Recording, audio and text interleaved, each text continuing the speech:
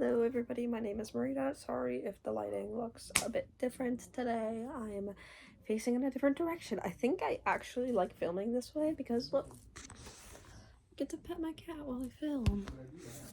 But anyways, this is a new video series I'm going to be starting. I think I can't read a chapter of the Odyssey every single video. That would take forever. I would have to make like 50 videos. But oh, nope, that sweater is staying on. It is freezing, guys. It is cold in my house right now. But I think a new video series I would like to start is introducing you to new books or book series by reading the first chapter to you. Oh my god, that's heavy. Some of these are individual books, like this one. This one is so good. Some of them are book series. This is a Chronicles. I haven't picked up all of them yet because I'm actually I can't tell you exactly where it is, but on my street there is a book library, and I picked up this one because I was like, this literally sounds like the story of my life, and then I realized it was a series, and then guess what? They had the next one, and they're just waiting for me the next time I went in there, so thank you to the person who put my new obsession in there, and oh my god, guys, they're signed copies. Happy reading, J.R. Whittle. That's the author of the fucking book. Anyways, I gotta go let my cat out. I'll be right back. Okay, I'm back, and I'm wearing a hat now, because my hair was just, like, looking a little weird. But anyways, let's get started. I think so each video, I'm gonna read the first chapter of the book to you, and then you can make your decision on if you want to buy it or not, because I have had some buyer's regrets with some books, obviously. Yeah, I will read the first chapter to you, and then you guys can make the decision. I think I'm going to start with my favorite out of all of these books, which is this one. This is The Cat I Never Named by, Amara Sabic El Reyes. I hope I am pronouncing that right. She's, from Bosnia, I believe, so I'm not the best at pronouncing those types of names, but let's get started now that I've finished my intro. Also, if you are new here, I feel like we're already pretty well acquainted. I did make a get to know me video, but my name is Marita. I make content on lots of different stuff. I think for the next few weeks, I want to focus on more book-related content in my long-form videos, because even though I struggle in school when it comes to reading, I enjoy it. I enjoy the stories that people could tell just with words. It's fascinating. Anyways, let's get going. I'm gonna do a little transition to separate my intro from the actual reading. Chapter 1.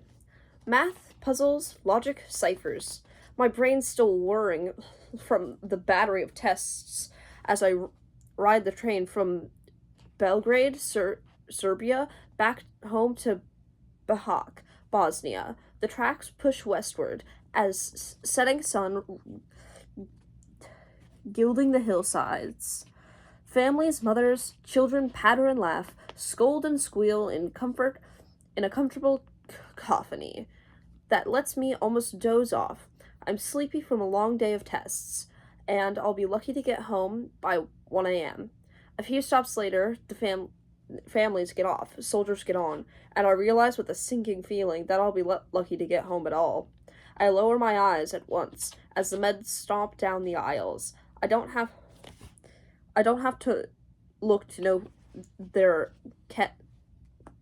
Ketniks, the most vehement Serbian nationalists. They are dressed in black with weird tall hats. The men have beards, wild hair, and hate in their eyes for anyone who's not Serb. I saw them all over the streets of Belgrade, sneering and shouting at anyone they thought might be Muslim, quoting Slobodan Milosevic's hateful speeches. Aren't you afraid? I asked my cousin Zana. I'm gonna say Zana. It's not a big deal, she replied, with an indifferent shrug. People feel like they can just say anything these days. But when these soldiers invade my train, I fear that they have far more than words for this lone teenage Muslim girl. Within seconds, the stench of them fills the train car. It is aggressively masculine and rank. Sweat, liquor, grease, and gunpowder. They jangle like marchers in a macrame parade, as their belts and bandoliers full of ammunition clang. Did you hear the way he begged for his life? One barks. The Croatians are not real men, their commander says. But they're women, the first one leers. Black-eyed angels. Nothing to compare them with Balej women, though. Balej is an insulting word for Muslims. I hope I'm pronouncing that right, please. I'm sorry if I'm not. I've heard they are like rabbits, eager and soft. The commander cuffs him on the head, and he reels drunkenly. You don't fall in love with them, you idiot. You put Serb seed in their... Okay, I need to put a trigger warning because, some of the content of this book is sexually violent in some ways, so there are mentions of, R-word and possible SA, but none of that actually occurs in the book. It's just, like, because this is occurring in an active war zone, I believe, in an active, like, politically hot area, so let's continue. You don't fall in love with them, you idiot. You put Serb seed in their bellies. He grabs the soldier by his collar. You wipe them out, generation by generation. You dilute their unclean blood. You honor them with half-Serb babies, and one day they will be gone from this earth, and only Serbs will remain. Yeah, also, this book is... Because it's an active war zone, obviously there are mentions of shit like that, so... But please know that any thought processes that are any similar to that is not okay. You can't just wipe out an entire population of people because of their religion, ethnicity, sexuality, or anything. Okay? I am putting trigger warnings with the reading. Sorry if I interrupted. Another Ketnik chuckles menacingly. I don't think they realize they're being honored. Oh. Okay, so... This one is, this guy is talking about somebody that he R-worded. One I had screamed so loud. No fucking shit. Just because a place is an active war zone doesn't mean you get to... Oh. Their conversation is lost as I head to the back of the train. I tuck up my knees, curling myself as small as possible, as I fix my eyebrows out the window. I want to run off this train. But would that be any better? I'm still in a Serb-controlled region. At least now I'm heading home. I can't decide when it's too late. The train is moving again. My parents are such fools, I rage inwardly. Anger feels better than the stark terror that is my only alternative. But I can't keep it up. My parents are naive, good, hopeful, innocent. They fervently believe that humankind is fundamentally good. To them, wars are mistakes. Violence, just a blip on the road in the universal humanity. Sure, it has happened before, but they believe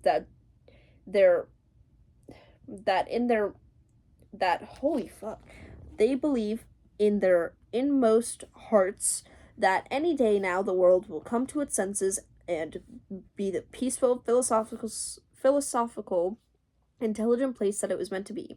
Sorry if I stumble while I'm reading. I am dyslexic, but that is why I'm actually reading, to improve my reading capabilities and to show other people that are also dyslexic that you can read. Why does my hair look so short?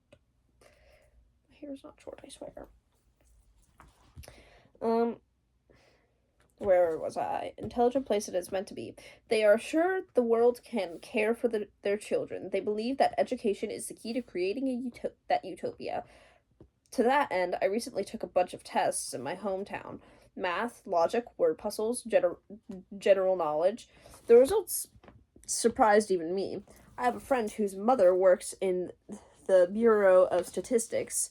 Who is this Amara girl? The mother asked her. She's got 100% on some of these tests. No one has ever done that in her generation. I was proud, but my parents were giddy. You could do anything, Amara, they told me. Just follow through. Never give up on your education, no matter what happens. It's the most important thing. That's why they put me on a train to Belgrade, in the heart of Serbia. It was the only place to take the next highest level of tests. It was also the place where the majority of citizens would hate me, if only they knew what I was. Already the Serbs are in an outright war with the Croatians. Croatians want independence. Serbs want land and control. I don't know if the Serbs actually hate the Croatians. Soon the Serbs will be coming for Bosnia. And there is no doubt at all how the Serbs feel about Bosnians, Muslims, Bosniaks. Oh, Bosnian Muslims, Bosniaks. They hate us. They already think we're subhuman. Months ago, their leader, Radovan Karadzic, already threatened we would be eradicated in a speech in parliament where he said we were going to hell if Bosnia leaves Serb-dominated Yugoslavia. If these soldiers have done such horrific things in Croatia, what will they do in Bosnia? Once the director kept the country together, now Yugoslavia is falling apart. My only protection today is that these Ketniks don't know I'm Muslim. These men on the train are a part of our army, the official Yugoslav National Army that was once supposed to protect all of our multi-ethnic nation. Muslims, Serbs, and Croats alike. But these men are all Serbs. Some of them still wear official YNA uniform, though most of them have already switched to Ketnik dress and insignias. They have officially declared that they are the army of the Serbs, not Yugoslavia. Henceforth, Yugoslavia will only be for their kind. I stare too long, and one of them catches my eye. I instantly spin frontward, looking hard at the seat back, hoping against hope that a train official or ticket taker will come into our car now. But even they don't want to deal with the drunken soldiers. I'm utterly alone as one of the men rises unsteadily to his feet, takes a swig from an amber bottle, and staggers my way. When he leans over my seat, I smell the alcoholic, unwashed stench from him. His long beard is matted and greasy. "Hello, young Springajo," he says, young Serb woman. A tiny part of me relaxes. He's using a friendly, familiar greeting. He thinks I'm a Serb, like him.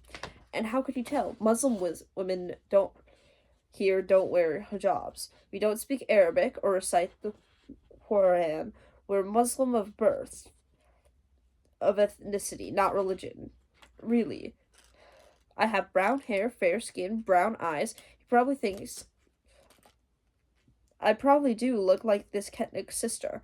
What if I pointed that out to him? I said, if you can't tell the difference, maybe there is no difference. Maybe we're all just people. Would he change? Would he want to go home and preach that change to his family? Of course I don't care. Of course he would say I'm a sneaky, lying Muslim out to trick him and steal his country. And once he knew I wasn't one of his own people, he would consider my body his to do with as he choose. I try to look polite and shy instead of quaking and terrified. A well-brought-up Serb girl wouldn't speak to a soldier alone on a train. Also, don't offer children alcohol. I feel like this should be clear, but I digress. Want a drink, sweetheart? It's a chilly night. He thrusts a bottle at me. Some of it splashes on my thighs. Its acrid smell curls in my nostrils. I put on as much of a Belgrade accent as I can to say, no thank you. I even try to smile. You shouldn't travel alone, you know, he says, looking honestly concerned. This country's a mess. There's dangerous men around. But don't worry, you have the Ketniks to protect you. He sways down the aisle back to his seat, and I hear them talking about how easily it will be to drive Croats from their home. Where there is one Serb, there it is Serbia. Sorib Duca Totoja. Serbia to Tokyo. Jesus, fuck. Bruh. I'm so bad at pronouncing shit. Blah, blah, blah, blah, blah, blah, blah, blah, blah, blah, blah, blah. Sorry. Anyway. Okay. Where was I? That phrase had innocent origins when the Serbs won a big soccer match in Tokyo, but they've come to use it as a nationalist slogan, proclaiming their desire to dominate the world. They are traveling my route. They will pass through my hometown, but they will not stop there. My home is near Bosnia-Croatian borders, but if the stories I've heard are true, these soldiers, or others like them, will travel on. They'll head just across the border. My city has been safe so far. If I can just get to Bahak Station, I'll be fine. My city is a cosmopolitan, peaceful Muslim Croats and Serbs have lived in harmony there for generations. Home is safe. That's what every child knows in their bones, right? Even a 16-year-old child like me. Just get home, I chant to myself. Just get out at your stop, and this will all be over. If I miss my stop, the next one is Croatia. If I miss my stop, I am in war. There are hours to go, and it's already late. After a while, even the soldiers fall silent and still, lulled by the hypnotic motion of the train, the darkness, the drink. I force my eyes as wide open as I can, making myself stay awake, but my eyes got glassy and dry, and I blink again, slowly, heavily. This trigger warning. This scene is this she's asleep, and this is a dream that she's having. This is not actually happening, but it does pertain sexual assault and SA. You know, it does pertain to SA and R word. I don't want to get demonetized, even though I'm not monetized anyways. But I don't want to have to say this out loud, but I have to because it's part of the chapter. Because some things just feel gross in your mouth, you know? Rough hands are on me. Hands over my mouth, crushing me, blocking my air. They don't care if I die. If I'm dead, I'll stop struggling, which will make what they're planned to do with me next easier for them. Easier, but less fun. They want me to cry. They want me to struggle and scream. I feel my hands on my thighs, tugging at my pants. I smell the rank sweat of them. I feel their weight pinning me, forcing my legs open. I wake up, jolted as the train stops. I'm on a train, unmolested. It was a dream, a nightmare. Did I miss my stop? Did I dream one hell only to wake up in another one? I grab my belongings and run down the aisle. Only when I see the friendly red sign welcoming me to Bahak do I feel relief. And then I start to cry. I'm dry-eyed, though, when my father comes around the corner to pick me up. I can't tell what could have happened. I can't tell him what could have happened to me. He'd blame himself for putting me in danger. Thanks for coming to get me, Tata. He unfolds me in a hug. Did you do well on your tests? He asks. I think so, Tata. I don't know if I'm pronouncing that right. Please let me know. Tata, I say in hand as we leave the station.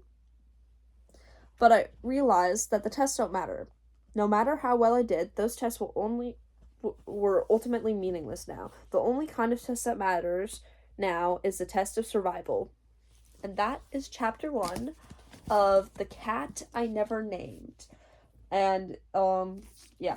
So, the major description of In the Rubble of War, One Girl Finds Hope. The Cat I Never Named. A true story of love, war, and survival. So, this book is incredible. It is simply incredible, and I hope you guys read it. You can probably get this on Amazon, I would think. And every chapter there's this I don't know if it's every chapter, but definitely frequently there's a little illustration. And it's so cute. I love it. But anyways, I hope you guys stay safe, make good choices, drink water. My water bottle is empty. I need to go fill it up. But yeah. Stay safe, make good choices, and I will see you guys in the next one. Let me know what other books I should read, because this chapter was a bit heavy, I would say. I might read this one next. This one is an illustrated book.